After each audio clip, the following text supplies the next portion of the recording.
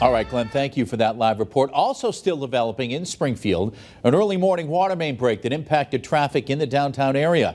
Western Mass News reporter Olivia Hickey now joins us live with the latest on that situation. Olivia.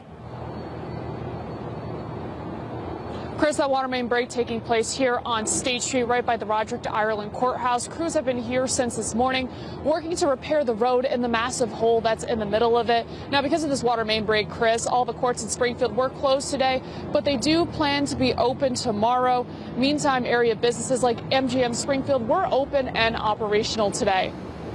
All of this has impacted traffic in the area with road closures and detours, but we've learned the water main break is isolated and water in the area has been off since around 1:45 this morning.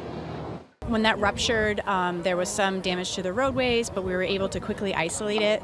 So right now the courthouse is currently out of water while we repair the service line break. Jamie Bartek from the Water and Sewer Commission tells Western Mass News they're unsure what caused the water main break, but hope to open up part of State Street in front of the courthouse by the end of today. Repairs are expected to continue into tomorrow. For anyone heading into downtown, it is important to note there are detours here by the courthouse here on State Street. There are many folks turning left onto MGM Way to go about their commute and continue their day. But still to come on Western Mass News, we find out how this water main break impacted court operations today, as well as area businesses. Reporting live in downtown Springfield for Western Mass News, I'm Olivia Hickey. It's been another